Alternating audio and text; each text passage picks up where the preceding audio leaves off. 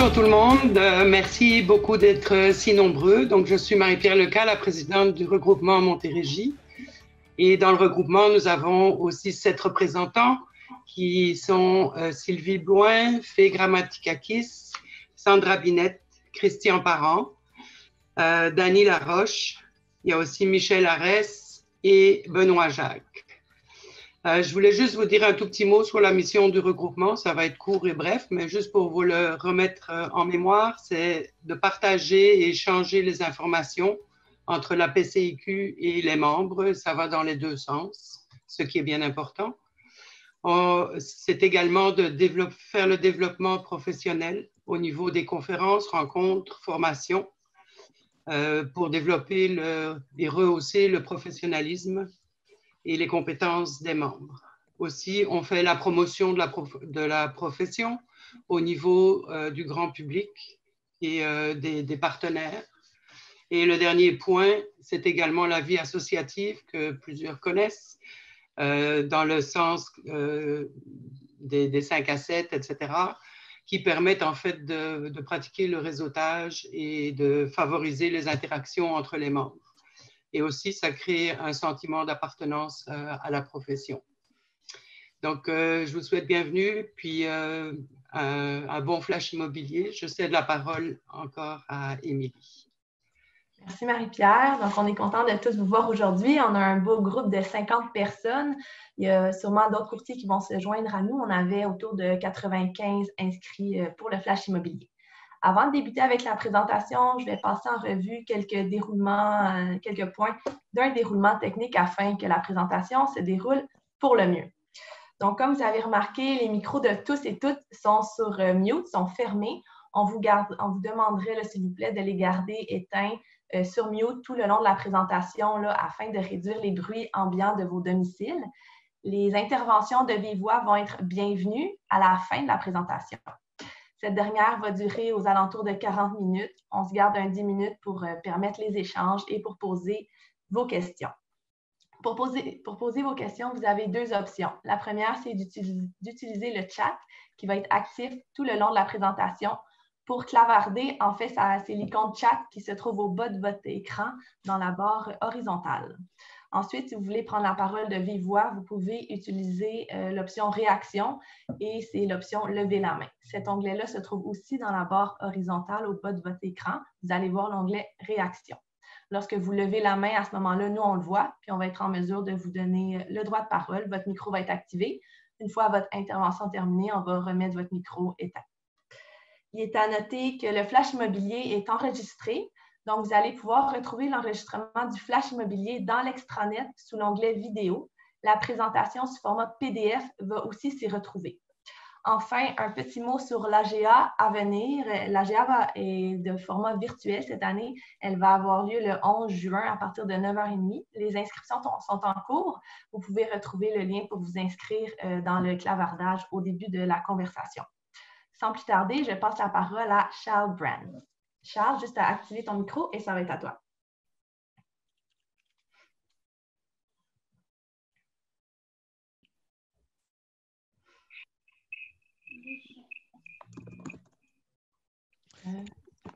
Je pense que Charles n'a pas réalisé que son micro est encore muté.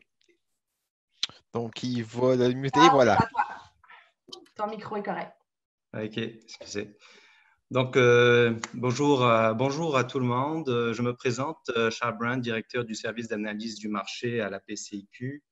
Certains d'entre vous ont certainement eu l'occasion de me voir lors de notre événement annuel aux fenêtres sur le marché immobilier en début d'année, où j'ai pu faire vous présenter les prévisions pour 2020. Alors, c'est sûr que cette année, ça ne va pas être exactement comme on avait prévu on avait prévu que ça se passe. Alors, je suis très heureux aujourd'hui d'avoir l'opportunité d'échanger avec vous, chers membres du regroupement de la Montérégie, pour faire un point un petit peu sur l'impact de la crise sanitaire sur le marché immobilier. Et ça va me faire un grand plaisir aussi de vous présenter l'équipe par la même occasion. C'est notre 6e flash immobilier depuis le début du mois, enfin depuis le début du mois de mai. Nous sommes donc très heureux de pouvoir faire cette révision de nos prévisions avec vous. Alors, mon équipe et moi avons préparé pour vous pas mal de statistiques. Alors, mais le but de cette session, de ce flash immobilier, c'est surtout d'interagir avec vous et d'avoir une discussion, que vous nous fassiez un petit peu remonter ce que vous voyez sur le terrain, hein, pour qu'on comprenne un petit peu mieux la situation. Alors, je vais demander à mon équipe de se présenter. Éric, si tu peux commencer. Bonjour, mon nom c'est Éric Lemieux, je suis économiste principal pour la PCIQ. Je suis celui qui vous fournit avec Maïka qui va se présenter après moi toutes les données que vous avez besoin. Donc, gênez-vous pas, nous sommes là pour vous. Et à bientôt. Bonjour tout le monde, mon nom c'est Maïka, je suis analyste pour la PCIQ. Je me suis joint à l'équipe tout récemment au mois de mars. Et puis, comme Éric disait, si vous avez des questions, n'hésitez pas à nous écrire par courriel. C'est souvent Éric ou moi qui va y répondre. Si c'est des bonnes réponses, c'est moi. Si c'est des mauvaises réponses, c'est peut-être moi aussi. Alors, merci Maïka, merci Éric. Éric va être un petit peu la personne pivot pour prendre vos commentaires, puis aussi pour animer la session un petit peu plus tard, après la présentation, pour qu'on ait donc une bonne discussion ensemble. Mes coéquipiers vont aussi présenter à tour de rôle au cours de la présentation. Alors, qu'est-ce qu'on fait au service d'analyse du marché? J'aimerais bien un petit peu vous rappeler un petit peu les informations que l'on publie. Alors, on publie d'abord le baromètre du marché de la revente par RMR. C'est vraiment notre document de référence, hein, qu'on publie tous les trimestres. Donc, on passe en revue toutes les RMR, mais aussi de nombreuses agglomérations, dont celle de Granby et de Saint-Hyacinthe. Nous publions aussi des statistiques mensuelles auxquelles vous avez accès. On publie notamment les communiqués de presse qui vont avec, donc ils vous font une petite analyse de ce qui se passe sur le marché chaque mois. Nous faisons un petit résumé de l'information économique la plus pertinente là, qui peut être publiée par d'autres experts du marché au niveau institutionnel ou certaines institutions financières qui ont certains commentaires par rapport à l'évolution du marché. Puis, on fait des analyses un petit peu plus approfondies sur certains aspects du marché et nous faisons des prévisions. Donc, ça, ce sont des publications que l'on fait à l'occasion dans le courant de l'année afin que vous puissiez comprendre davantage ce qui se passe sur le marché et aussi mieux accompagner vos clients. Donc, nous sommes à votre service, nous répondons à vos questions de marché. N'hésitez pas à nous contacter, on est là pour ça. Alors, notre rôle et notre but, c'est évidemment mieux vous équiper et vous permettre de comprendre le marché et de le faire comprendre. Donc, nous compilons les statistiques Centris. Hein, ce sont les données en fait que vous transmettez à Centris, que nous compilons et que nous agrégeons pour que vous ayez une vue d'ensemble du marché. Alors, nous faisons ça évidemment en suivant les règles statistiques appropriées afin que le tout soit valide. Puis, nous faisons un suivi un petit peu plus détaillé par secteur géographique et catégorie de propriété. Alors, les principales données analysées sont évidemment les ventes, les nouvelles inscriptions, les inscriptions en vigueur, les prix. Alors, nous suivons les prix moyens et médians, les délais de vente et nous calculons certains ratios sur lesquels Éric va revenir plus loin dans la présentation. Les concepts d'analyse de base, alors je vous les rappelle, hein, l'immobilier, c'est saisonnier, il y a une saisonnalité. Donc, lorsque nous publions nos statistiques, nous nous comparons toujours par rapport à la période précédente au même moment de l'année. Donc, En ce moment, on suit les statistiques du mois de mai, donc on les compare toujours au mois de mai de l'année 2019. La règle des 30 transactions, donc en dessous de 30 transactions par secteur, on ne publie pas l'information, on ne publie pas les statistiques agrégées parce qu'elles ne sont pas représentatives. Nous faisons donc le calcul de l'écoulement de l'inventaire en vigueur, ce qui nous permet de positionner les marchés dans leur cycle. Ça, c'est un élément très important sur lequel on reviendra plus tard dans la présentation. Puis, on utilise surtout le prix médian, qui est le plus fiable et représentatif par rapport au prix moyen. Quand on a un prix moyen, les transactions qui sont extrêmes peuvent avoir un trop gros impact donc, sur le prix moyen. Alors que pour le prix médian, on peut s'assurer que pour un prix donné, il y a autant de transactions qui se sont transigées au-dessus de ce prix et en dessous de ce prix. Donc, c'est donc la méthode qu'on privilégie. Ceci étant dit, nous allons introduire un nouvel indice des prix des propriétés qui va nous permettre un suivi beaucoup plus précis des prix. Donc ça, c'est vraiment un nouvel outil qu'on va vous mettre à votre disposition et qui va être disponible au cours des prochaines semaines. Ça va éliminer le biais de saisonnalité, donc on va pouvoir avoir une évolution beaucoup plus linéaire des prix. Vous allez pouvoir même comparer par rapport au mois précédent et pas par rapport à la période précédente, 12 mois avant. Et ça va permettre d'établir un juste prix pour chaque sous-secteur et chaque sous-catégorie de propriété. Enfin, et ça c'est très important aussi, ça va permettre une comparaison fiable et consistante des prix de Montréal et donc des différents secteurs de Montréal avec les autres grandes villes canadiennes. Donc, on va pouvoir comparer les pommes avec des pommes et c'est en termes pour les investisseurs, c'est un outil qui va être très important. Et à toute fin pratique, ça va donc être très utile pour les courtiers. Alors, la présentation s'articule en 5 grandes sections. Tout d'abord, je vais faire un rappel rapide de l'évolution récente du marché immobilier, surtout en 2019 en fait. Puis, par la suite, Maïka vous présentera donc l'évolution pré-COVID du marché dans la région administrative de la Montérégie. Par la suite, Éric vous présentera les statistiques qui représentent qui représentent quel est l'impact de la crise sanitaire sur le marché.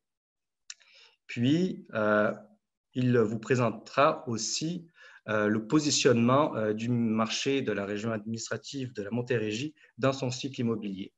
Par la suite, je conclurai, ou en tout cas, je continuerai l'analyse en vous présentant quel va être l'impact de la crise économique sur le marché immobilier de la Montérégie et donc les perspectives à moyen terme.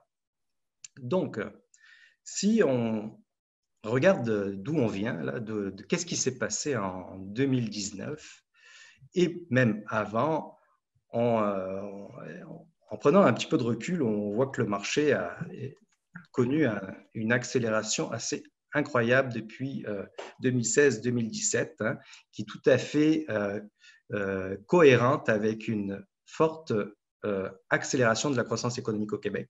Donc, en 2019, on a connu une hausse de 12% des transactions, ce qui est particulièrement important. Donc, c'est une progression qu'on a déjà connue dans le passé, même qu'on a connu des progressions plus fortes dans les années 2000.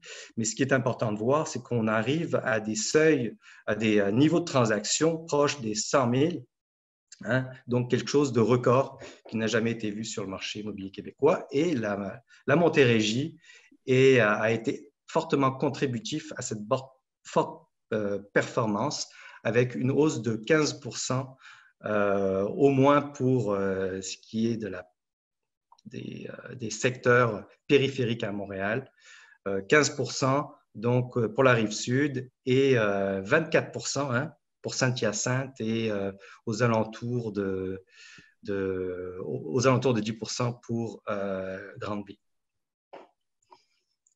Parallèlement, on a connu une forte contraction des inscriptions en vigueur du fait de cette forte activité.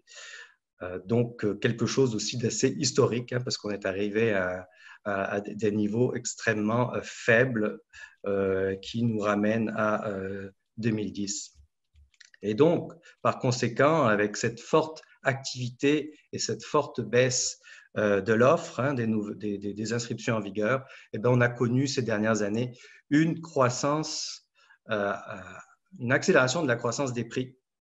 Et cette évolution de la croissance des prix, elle s'est faite finalement depuis 2000 sans véritablement connaître de baisse, hein, malgré toutes les embûches que l'on a pu connaître, notamment la crise financière en 2008, puis les différents resserrements hypothécaires ou ajustements des règles hypothécaires dans les années 2010. Les prix de l'immobilier au Québec ont connu une croissance constante, 176% de croissance annuelle cumulée, c'est énorme. Donc, ça augure bien pour la suite en termes de résilience du marché par rapport à la crise du Covid. Donc, je vais laisser la parole à Maïka pour vous brosser un petit peu la situation pré-Covid, donc au premier trimestre pour votre région. Merci Charles. Donc tout d'abord, ici, je vous présente la carte de la Montérégie. C'est le territoire dont il va être question tout au long de la présentation. Lorsque ça va être possible, on va y aller au niveau des MRC pour être le plus précis possible. Donc, en fait, les secteurs qu'on va vous présenter sont un peu différents de ce que vous êtes habitué de voir dans le baromètre de Montréal, par exemple, parce qu'on voulait couvrir un plus grand territoire. Par contre, Éric va voir avec vous, il va pouvoir distinguer qu'est-ce qui fait partie de la RMR de Montréal et puis qu'est-ce qui ne l'est pas lorsqu'il va vous présenter les statistiques. Donc, tout d'abord, si on y va avec la performance d'avant-crise de la Montérégie, on a à gauche un graphique qui présente l'évolution de la population au cours des 5 dernières années. Donc, on voit ici qu'il y avait une tendance à la hausse. Et puis, en 2019, on a enregistré une croissance de 1,4 ce qui est supérieur à la moyenne provinciale. On a enregistré 1,2 de croissance pour le Québec en entier. Et puis, l'Institut de la statistique du Québec prévoit aussi que les croissances vont être plus élevées que la moyenne provinciale jusqu'en 2021.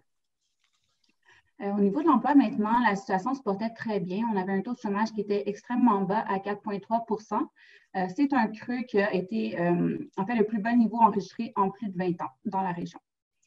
Au niveau des taux d'intérêt, même chose. Les taux étaient très bas à 5,04 Les taux ont évolué depuis, se situent environ à 4,94 en ce moment, mais tout juste avant la crise, était de 5,04 pour le taux 5 ans.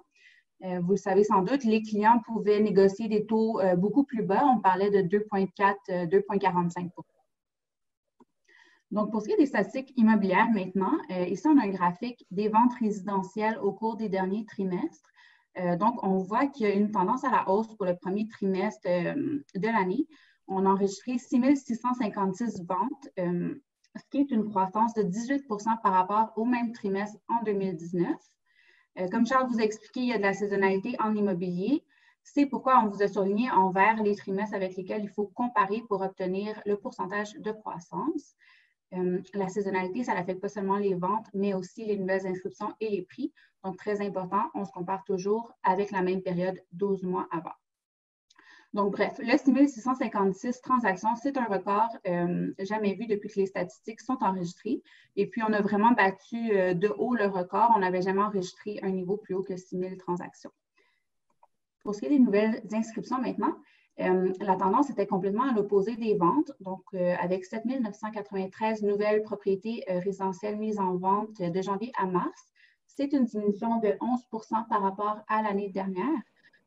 Et puis, il faut remonter aussi à 2005 pour obtenir un niveau aussi bas en Montérégie. Au niveau des prix, lorsqu'on voit une diminution des nouvelles inscriptions et puis une hausse des ventes, ça fait en sorte qu'il y a un resserrement de marché. Vous l'avez sûrement vu, surtout dans les municipalités proches de Montréal, en Montérégie avant la crise, beaucoup d'offres multiples, beaucoup de surenchères. Donc, le marché était très serré. Et puis, on avait un prix médian des unifamiliales de 318 000 en début d'année, ce qui est une croissance très importante de 12 par rapport à l'année dernière. Pour la copropriété, même chose, un marché très serré. et la moitié des unités se sont transigées à plus de 222 900 $ au premier trimestre, ce qui est aussi une augmentation de 12 % par rapport à la période du premier trimestre de 2019. Maintenant, je vais laisser la parole à mon collègue Éric qui va voir avec vous l'impact de la crise sanitaire sur le marché. Bonjour à tous. En premier, nous allons vous montrer les ventes résidentielles pour la Montérégie qui fait partie de la RMR de Montréal. Donc, la Montérégie qui, sur le fleuve Saint-Laurent et le Saint-Jean-sur-Richelieu, donc le même secteur géographique que vous allez retrouver dans le baromètre de Montréal. Nous avons séparé parce qu'il y a vraiment une distinction entre les deux régions. Les deux graphiques que vous voyez présentement, le graphique de gauche, ce sont mars et avril cumulés à chaque journée. La couleur foncée, c'est les données de 2020. La couleur pâle, c'est les données de 2019. Comme vous voyez, à partir du 1er avril environ, il a commencé à avoir une diminution des ventes due à la pandémie. Sur le côté droit, c'est juste le mois de mai. Donc, ce sont les données les plus récentes. Toutes les journées sont incluses, sauf la journée de hier dimanche. Si vous regardez comme il faut, vous voyez par contre qu'il y a une diminution des ventes qui s'établit, mais il y a quand même un retour un peu plus à la normale vers le milieu de mai. Et c'est la prochaine partie qui va être assez intéressante. La Montérégie hors RMR, c'est la région plus éloignée comme Brome-Mississauga, une partie de le Mascoutin, la Haute-Yamaska, etc. Toute cette région-là, si vous voyez, la descente des ventes est arrivée en même temps le 1er avril. Mais sur le côté de droit, le déconfinement s'est fait beaucoup plus rapidement, donc les ventes sont redevenues à la normale très rapidement. C'est pour ça que nous avons voulu séparer ces deux régions pour montrer l'effet de la COVID qui est vraiment plus relié sur le centre d'éclosion qui est Montréal. Et si vous allez en superficie, plus que vous êtes loin, plus qu'on redevient un peu à la normale. Donc, c'est pour ça qu'on voulait vraiment vous montrer ça. Le prochain graphique, c'est surtout sur les données des copropriétés pour la Montérégie dans la région de Montréal.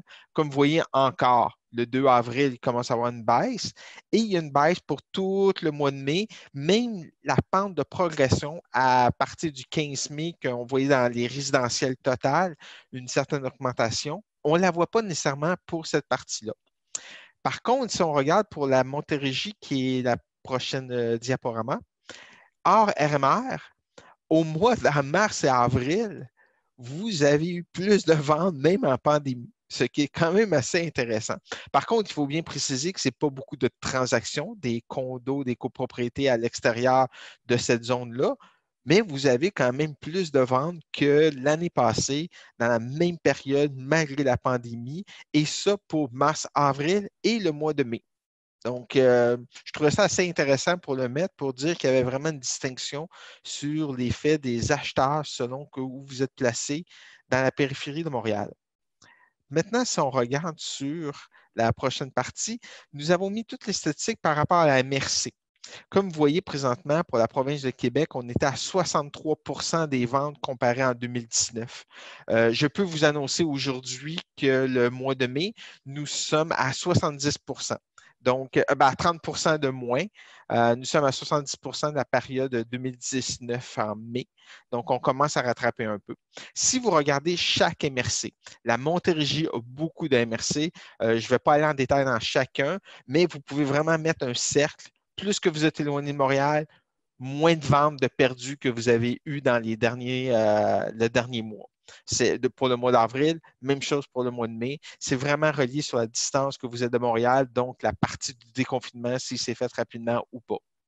Maintenant, si on regarde pour les inscriptions, parce que vous êtes des courtiers, vous le savez. Pour vendre, il faut avoir des inscriptions.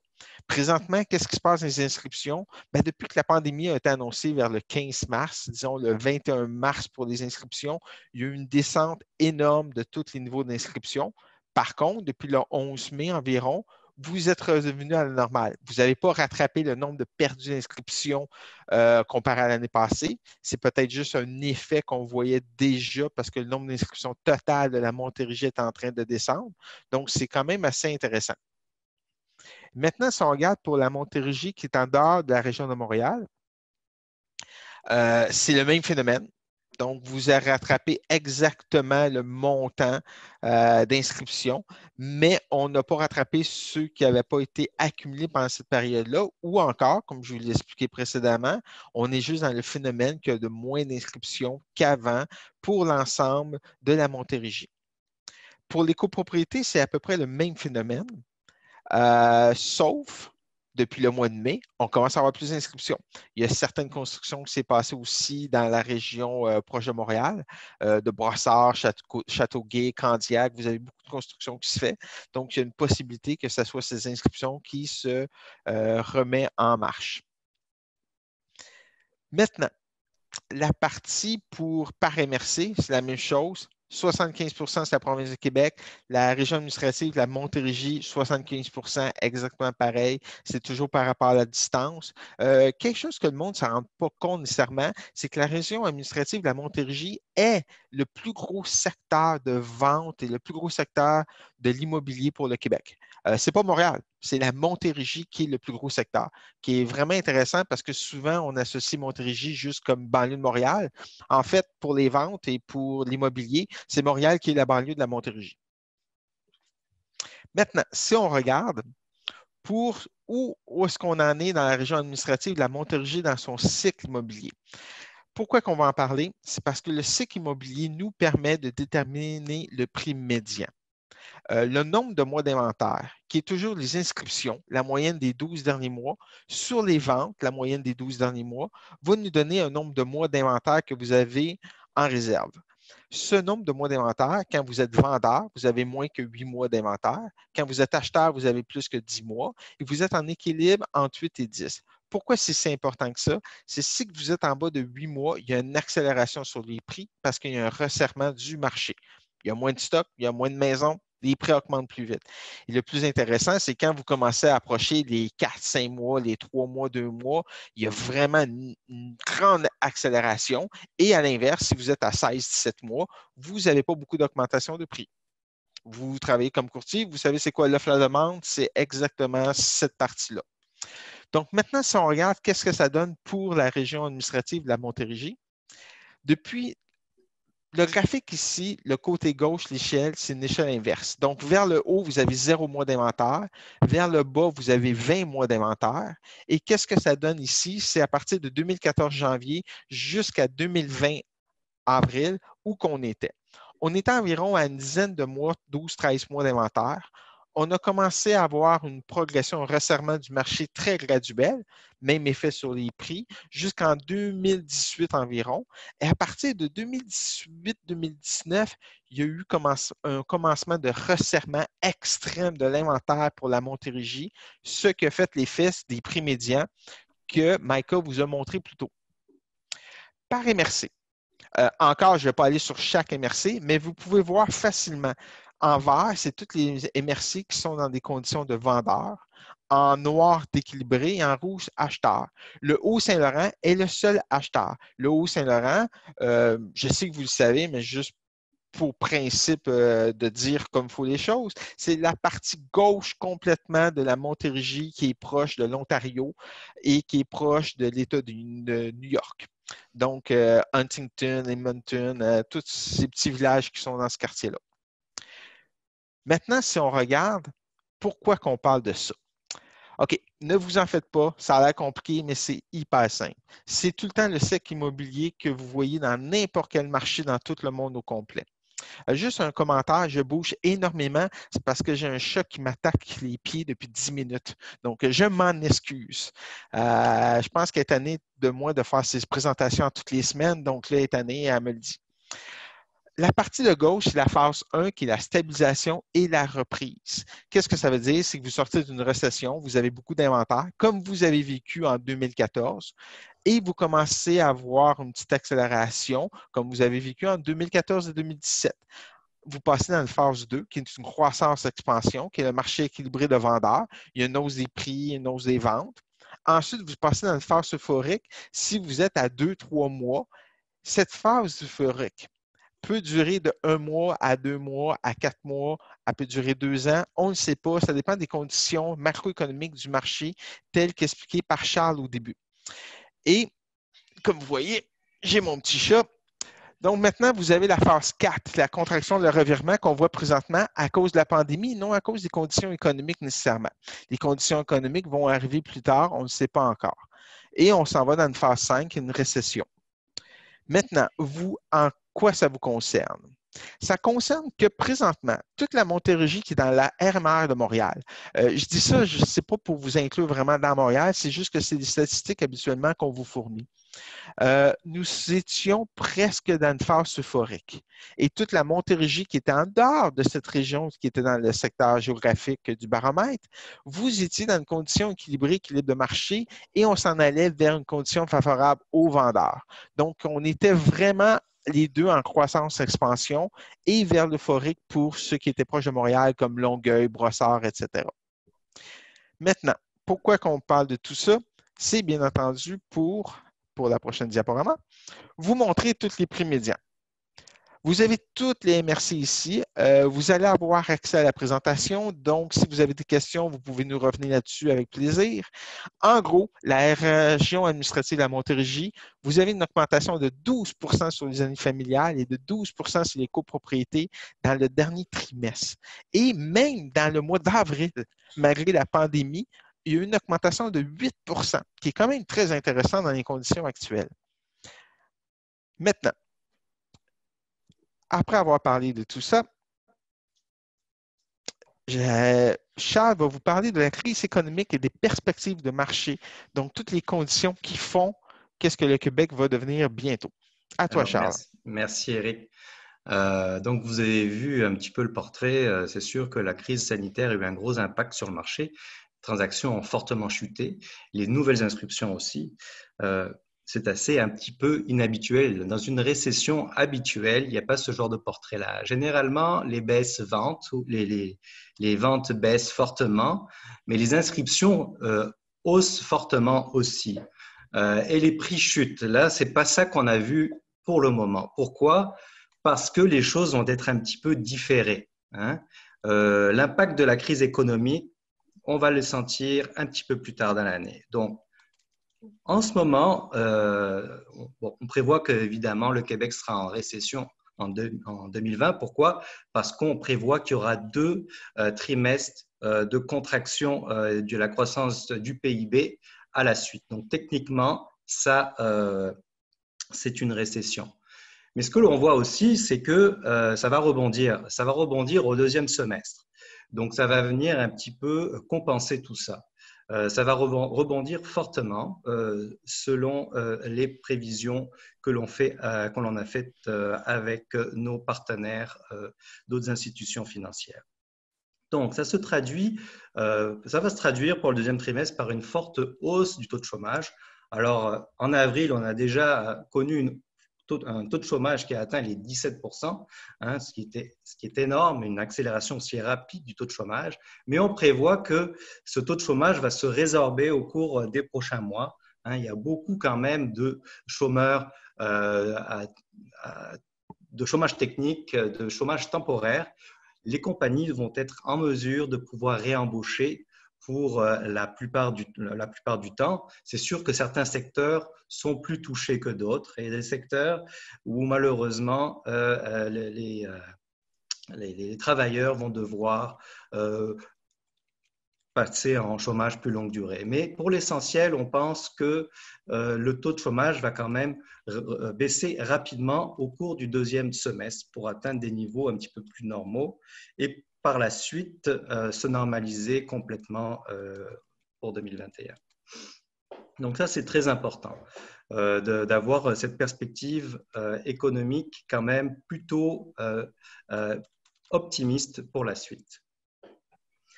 Alors, parmi la plupart pourquoi on pense que finalement, il va y avoir un rebond quand même assez significatif? Parmi la plupart des provinces, celle du Québec était la mieux préparée pour absorber le choc. Notre économie est avantageusement diversifiée. Si on se compare à d'autres provinces de l'Ouest notamment, le Québec a su se diversifier dans des secteurs d'avenir, donc notamment en technologie de l'information, puis dans d'autres secteurs aussi plus avancés, à plus haute valeur ajoutée. Donc ça, c'est très important pour la suite des choses. Par ailleurs, les ménages sont moins endettés et possèdent une meilleure épargne qu'ailleurs au Canada. Ensuite, les finances publiques sont en meilleure posture qu'ailleurs aussi au Canada. Nous avons un gouvernement qui a permis qui a supporté l'économie au cours des 3 dernières années en dépensant massivement, notamment dans les infrastructures. Donc ça, c'est quelque chose qui ne va pas s'arrêter du jour au lendemain et même que le gouvernement va accélérer ses investissements au cours des 3 prochaines années afin de compenser la crise économique que nous connaissons. Pour terminer, les taux d'intérêt sont extrêmement bas et devraient le demeurer au cours des prochains trimestres. Donc, ça stimule la croissance et évidemment le marché immobilier. Par ailleurs, vraiment, on a des taux d'intérêt qui sont proportionnellement plus bas que ce qu'ils devraient être, et pas car on bénéficie finalement des faiblesses des provinces de l'Ouest qui implique que la Banque centrale du Canada baisse davantage les taux d'intérêt. Bon, les différents paliers gouvernementaux, par ailleurs, supportent massivement les ménages et les entreprises en ce moment. Et le Québec fait partie des provinces qui supportent le plus donc, les ménages et les entreprises. Donc ça va être vraiment un apport extrêmement important pour la suite des choses. C'est beaucoup de liquidités qui sont quand même injectées dans le marché. Toutefois, il faut faire quand même attention, faites prudent. C'est pour ça que vous allez le voir, on a un scénario plus pessimiste. Le virus, on ne sait pas comment il va se propager au cours des prochains mois. On parle de risque de deuxième vague. Il n'y a pas de traitement encore efficace sur le marché. Donc, il faut quand même faire attention. Et c'est pour ça que nous allons devoir vivre avec ce virus encore plusieurs mois et nous organiser en conséquence, notamment au niveau manufacturier. Les entreprises doivent respecter des règles sanitaires assez strictes, ce qui a un impact négatif sur la productivité et ce qui empêche une reprise quand même rapide de l'activité dans certains cas. Puis, c'est dans l'économie en général qu'il va falloir qu'on soit prudent. Donc, ça va amener certaines restrictions.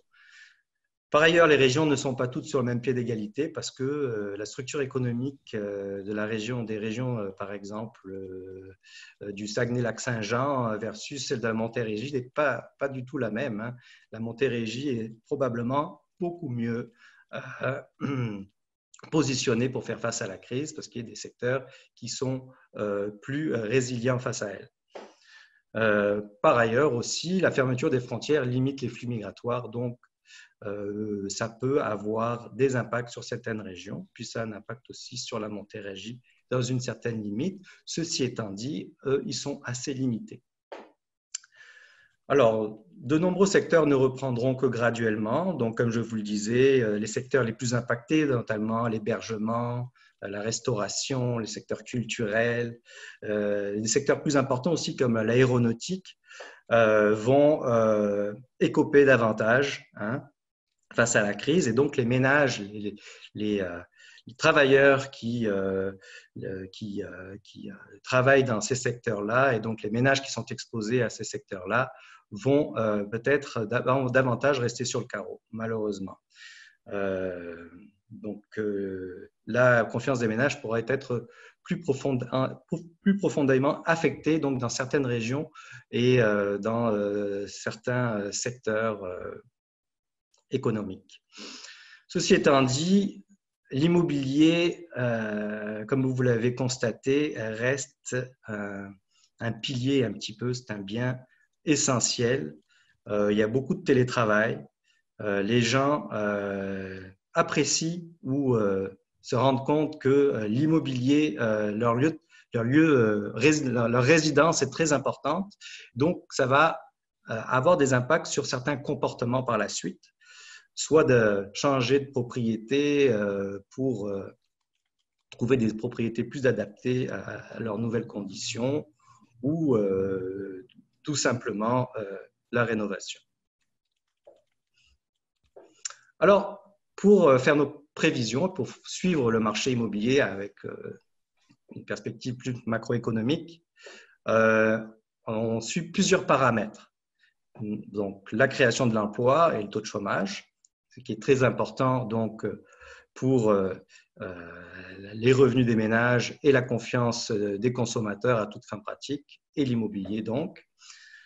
La composante démographique est extrêmement importante et différencie beaucoup avec le secteur immobilier commercial. Donc, on suit la création des ménages, donc la croissance naturelle de population et le sol migratoire interne par région administrative. Nous suivons cette fois-ci davantage le support des mesures gouvernementales et des investissements privés et publics, et notamment donc aussi ce qui vient s'ajouter les initiatives gouvernementales dans le cadre budgétaire. Nous suivons évidemment l'activité de construction, et puis là on constate que l'activité de construction est déficitaire par rapport à la demande. Donc ça c'est d'une certaine manière un avantage pour protéger le marché d'un revirement, étant donné que l'offre est inférieure, ou en tout cas n'est pas ajustée à la demande en ce moment. Et avec la crise, ce phénomène s'est un petit peu aggravé compte tenu que plusieurs chantiers ont dû être arrêtés. Ensuite, les taux d'intérêt vont rester bas. Donc ça, c'est un facteur très important pour la suite des choses qui nous permettent donc d'anticiper la situation avec beaucoup plus de sérénité. Alors, si on passe à nos prévisions en tant que telles, on prévoit quand même une forte chute de l'activité pour 2020, avec moins 22% de transactions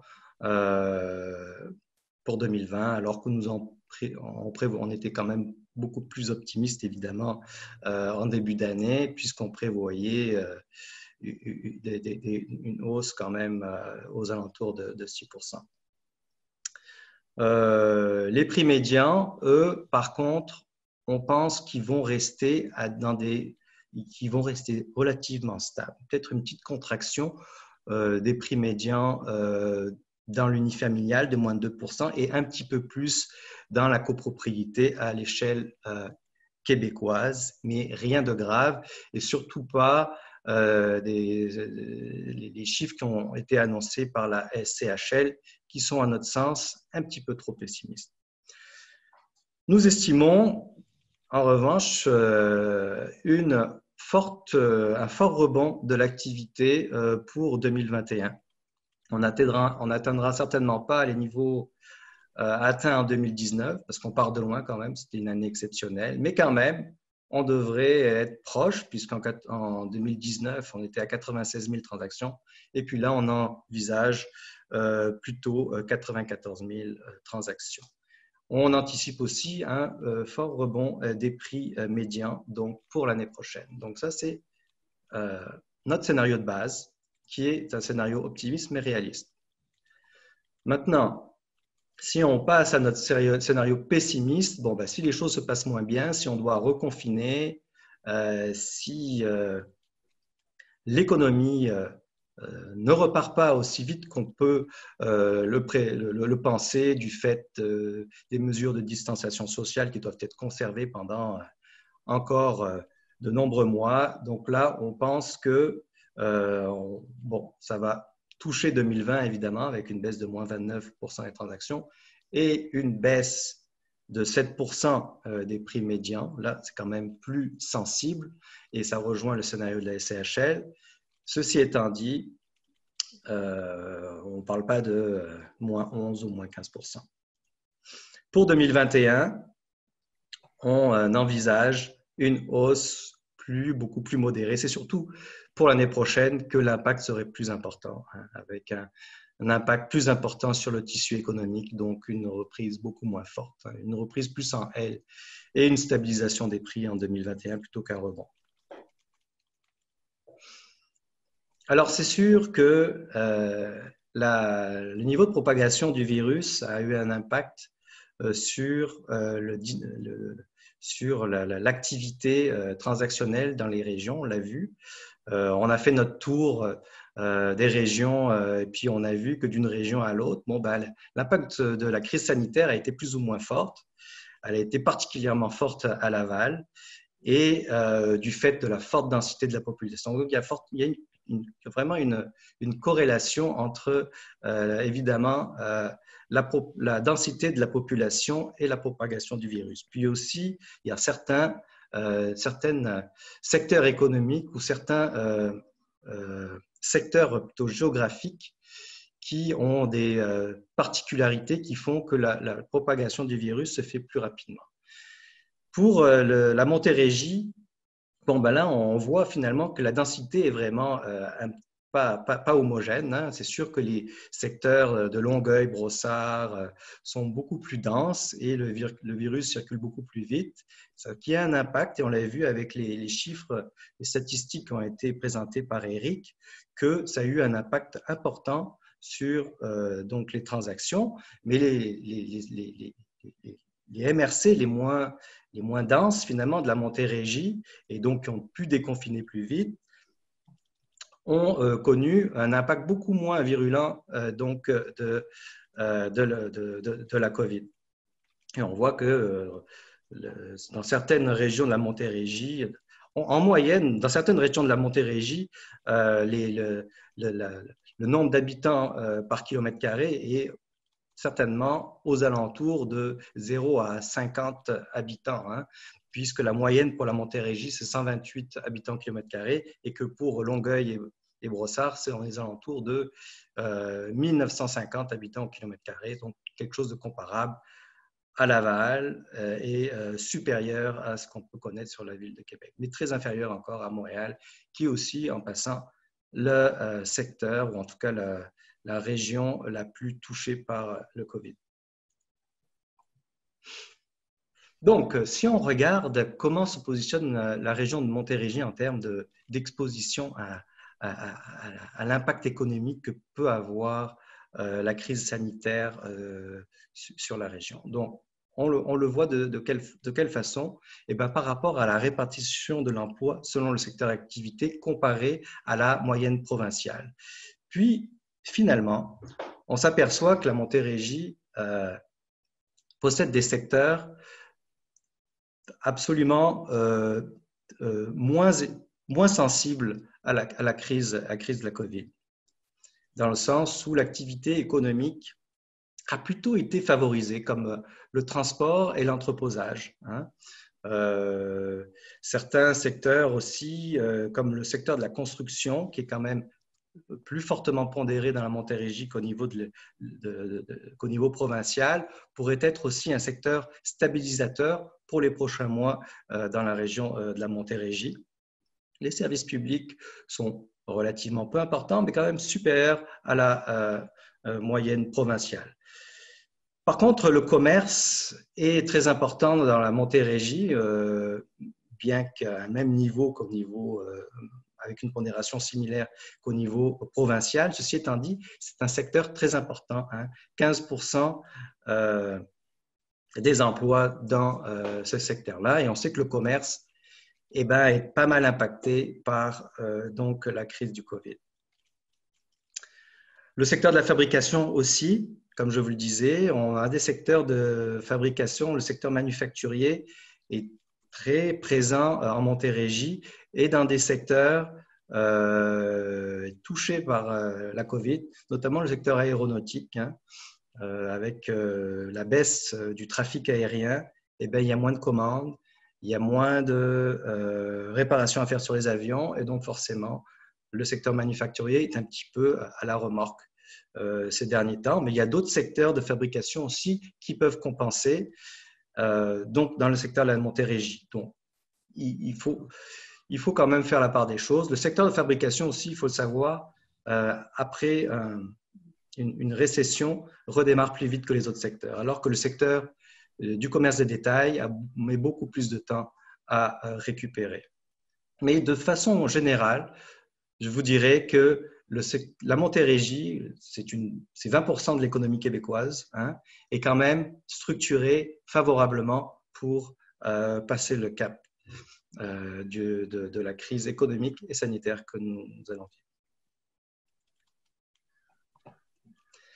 Alors, l'important, c'est aussi le secteur démographique qui est qui va supporter de façon quand même assez importante la Montérégie pour la prochaine année, puis pour les prochaines années aussi. Ça a déjà commencé au cours de la dernière année ou des 2 dernières années, avec un flux de plus important de personnes qui viennent s'installer sur la rive sud, en Montérégie, de façon générale. Hein. On voit que beaucoup de ménages quand même viennent s'installer donc sur la rive sud, mais aussi sur la rive nord, mais dans la périphérie de manière générale. Pourquoi en 2019 on a connu de telles performances en Montérégie? Parce que les prix à Montréal ont atteint des niveaux qui étaient plus soutenables pour certains ménages, pour avoir une certaine qualité de résidence. Donc, c'est pour ça qu'on a vu un tel engouement au cours donc de 2019 pour la rive sud, la Montérégie de manière générale, avec un fort resserrement des marchés et des cas de surchauffe aussi de plus en plus fréquents, qui ont eu une pression sur les prix, comme l'a montré Eric. Là, c'est une pression qui a continué au cours des derniers mois. Donc, Charles, je vais me permettre, si tu me permets 2 secondes, nous commençons à être serrés dans le temps. Alors, merci. Je vais accélérer. De toutes les manières, nous avons bientôt terminé. Donc, la démographie, c'est une composante très favorable pour la Montérégie pour les prochaines années. Puis on sait qu'avec le télétravail, on sait qu'avec ce qui se passe, les périphéries vont encore gagner davantage de ménages. Donc, je passe à la diapositive suivante, Maïka, s'il te plaît. Je vais passer la parole à Maïka pour la suite, qui va vous faire un petit résumé des investissements privés et publics dans la région. Merci, Charles. Donc, je vais être très brève. Pour les investissements, en fait, on a vu une croissance en 2019. On s'attend aussi à ce que la hausse se poursuive en 2020. Parmi les investissements, il y a beaucoup de projets immobiliers qui vont venir soutenir l'économie de la région, dont le Solaire Uniquartier à Brossard, un projet d'envergure de 1,3 milliard de dollars. Ici, la liste n'est pas exhaustive, on a noté seulement les plus importants, mais ce n'est pas seulement à Brossard ou aux alentours de Montréal, il y a beaucoup de projets de condos et locatifs en Montérégie. Aussi, beaucoup d'investissements au niveau des transports, dont le REM, construction de 3 stations à Brossard d'ici 2021. On le sait, le REM a contribué beaucoup au boom immobilier dans la région. Beaucoup de spéculation aussi par rapport à l'augmentation en valeur des maisons suite à l'implantation de ces stations-là à Brossard et dans les municipalités avoisinantes. Transport Québec va aussi investir beaucoup d'argent pour entretenir et améliorer les réseaux routiers et maritimes d'ici 2022. On parle de 654 millions de dollars. Aussi, l'administration portuaire de Montréal, beaucoup d'emplois qui vont être créés par rapport à ces investissements-là. On parle de 1500 emplois à Contrecœur. Et puis finalement, c'est ça, Charles, vous mentionnez que le domaine de fabrication est très important en Montérégie. Et bien là, il y a l'entreprise Solargis qui va investir 950 millions de dollars à Salaberry de Valleyfield pour son usine dédiée à la fabrication des panneaux solaires. Donc, maintenant, je vais laisser la parole à Charles pour… Alors, merci beaucoup, Maïka. Comme vous le voyez, quand même, l'économie est solide dans des secteurs d'avenir dans la Montérégie. C'est sûr qu'il y a beaucoup de secteurs aussi, beaucoup d'entreprises ou de petites entreprises qui vont devoir mettre la clé sous la porte, malheureusement. Donc, ça va précariser pas mal de ménages au cours des 6 prochains mois. On pense qu'il va quand même y avoir une hausse des nouvelles inscriptions, des remises de propriété sur le marché.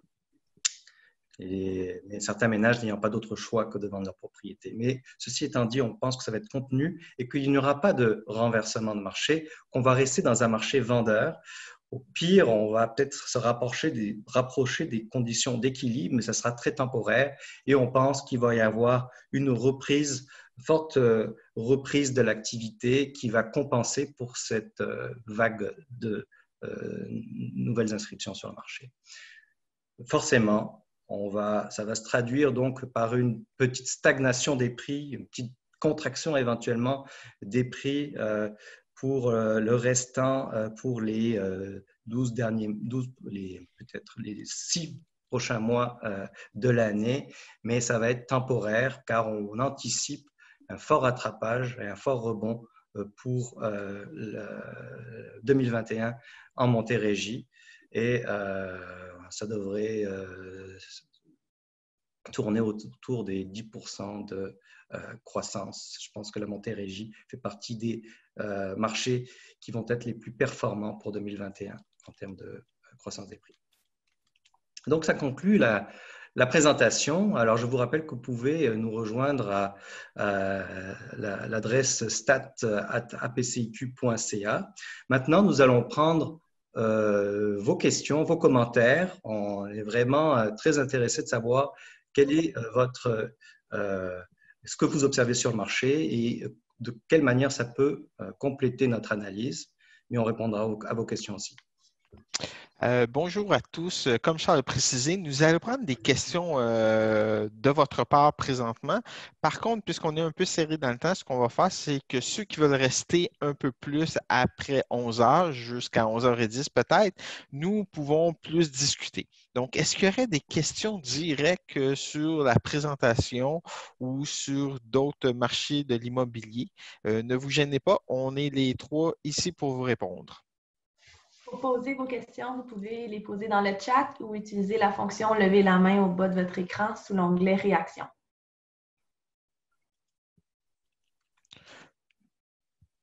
En attendant, puisque personne, je vais par contre répondre à une question qui a été posée par M. Réaume dans le chat, qui était par rapport à la SCHL et leur prédiction de perte de 15 à 18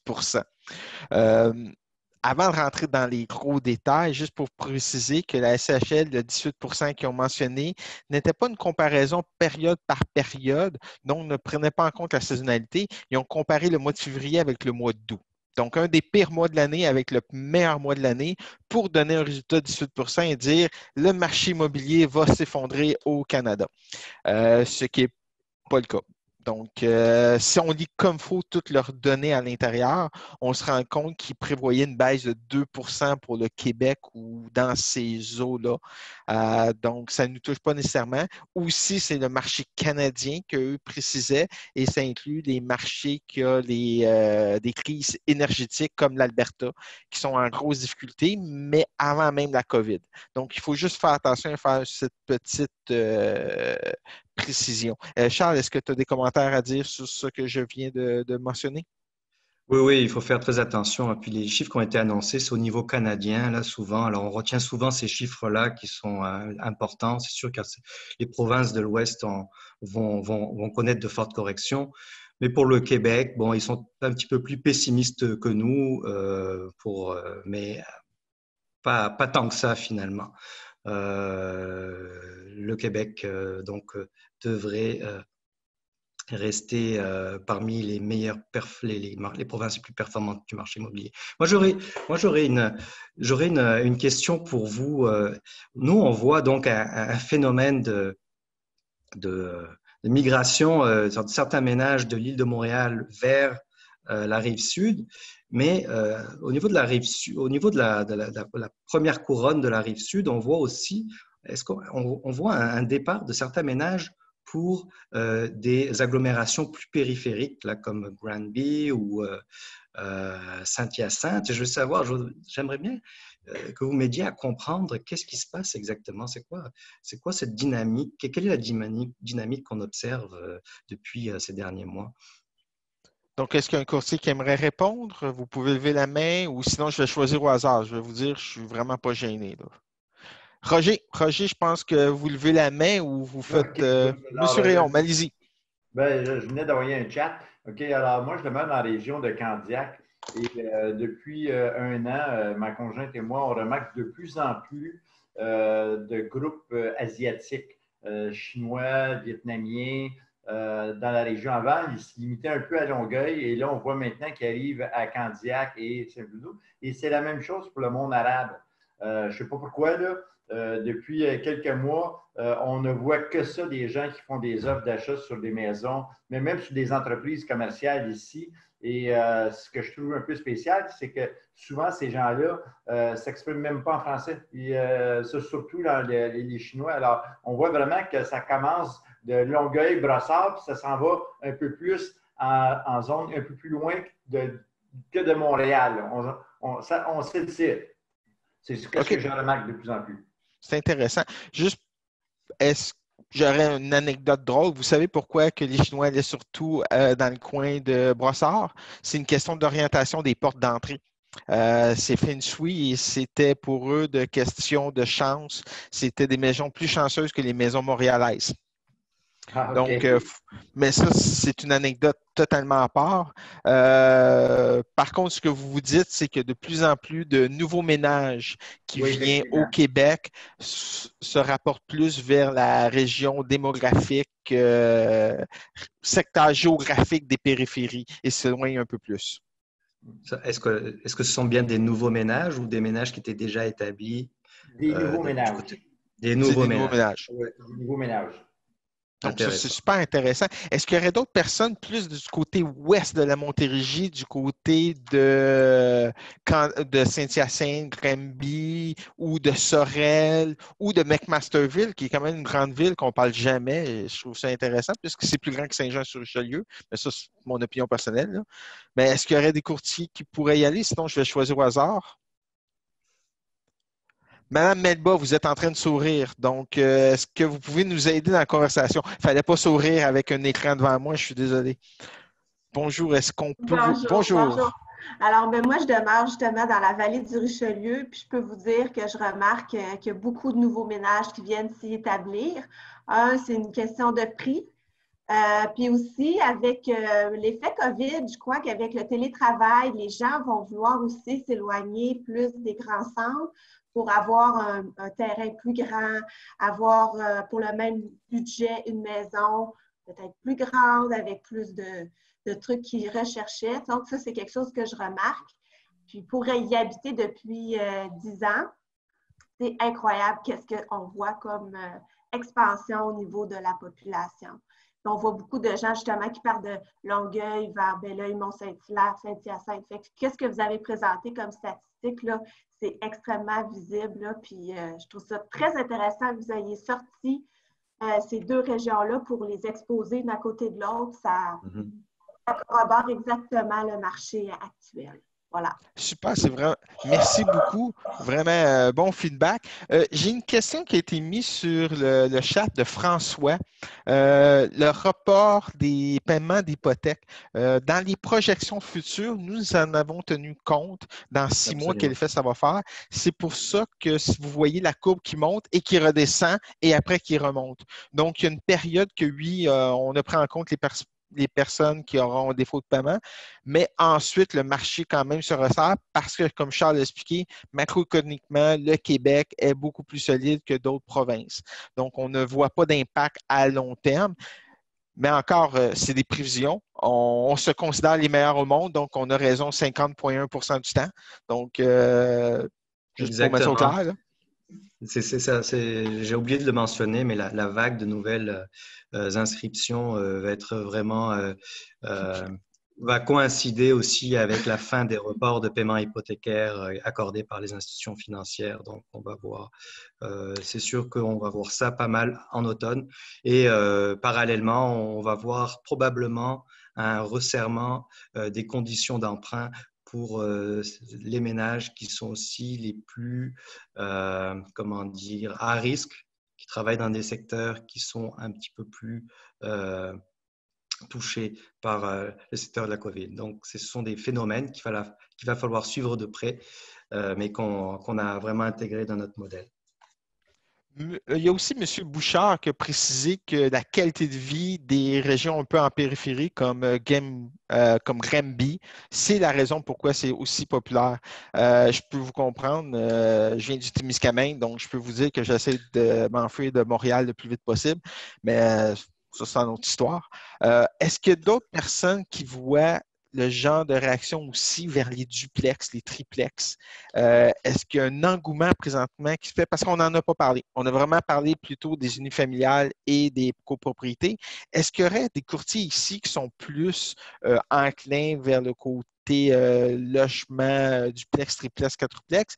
Et aussi, en sous-question, est-ce que du monde qui serait intéressé d'avoir plus de détails dans les statistiques futures dans ce domaine-là? En passant, ce n'est pas une promesse, c'est juste des questions, des interactions pour voir qu'est-ce qu'on peut vous donner d'intéressant pour le futur. Est-ce qu'il y aurait un courtier qui voudrait participer? Ah, Madame Leblanc, l'engouement duplex ou maison intergénération est demandé par famille et parents. Oui, oui, en effet. C'est quelque chose qui commence à être aussi demandé sur le côté des médias. Madame Louise, excusez-moi, vous voulez parler? Oui, tout à fait. En fait, les duplex puis tout ce qui est plex de 4 et moins, c'est ce qui m'a mis au monde, moi, principalement en immobilier avant de devenir courtier. Et ce que je remarque, c'est qu'il y a de plus en plus de jeunes qui pensent vraiment à leurs sous en ce moment et ce qu'ils regardent, c'est vraiment pour habiter à un endroit qui va leur coûter moins cher puis qu'en même temps, il y ait un apport financier de quelqu'un d'autre qui aide à payer leur investissement immobilier. Fait que oui, je pense que ce serait vraiment pertinent de l'ajouter dans les... Ah, super. De quelle région exactement vous êtes? Dans quelle MRC ou quelle agglomération? Moi, je suis à côté de Belleuil, mais j'ai principalement œuvré à Longueuil et à Saint-Hubert. OK. Et Donc, le monde veut vraiment garder leur qualité de vie et un certain pouvoir d'achat, même en habitant dans leur propre maison.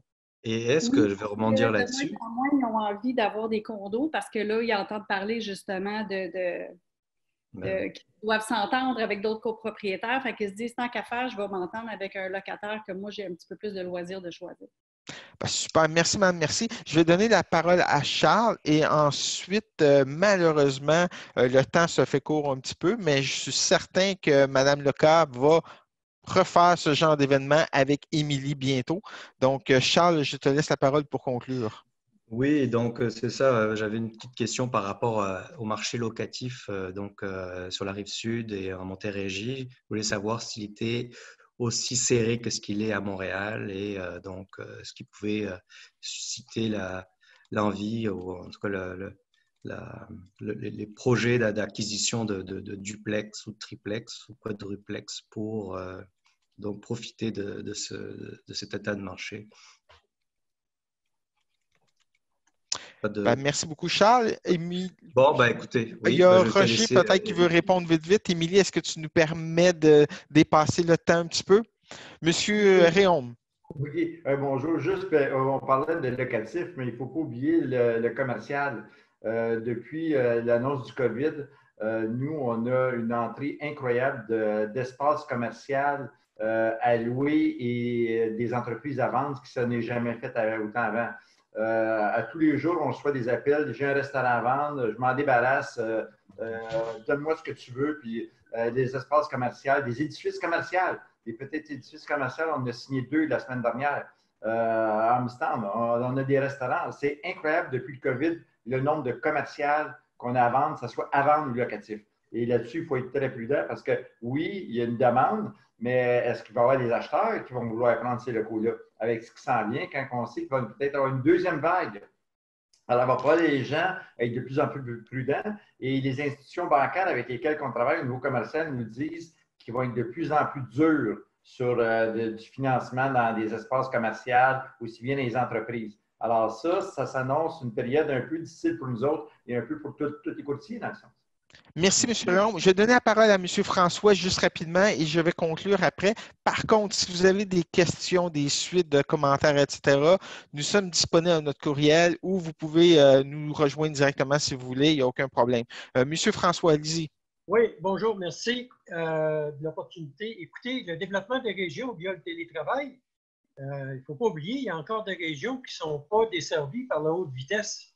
Donc, ça a un impact pour l'installation des futurs travailleurs ou travailleuses là, qui vont utiliser services d'Internet pour faire du télétravail de leur lieu de travail, de leur domicile. Ça aussi, là, il y a encore des régions qui sont très mal desservies, puis des fois, c'est des Absolument.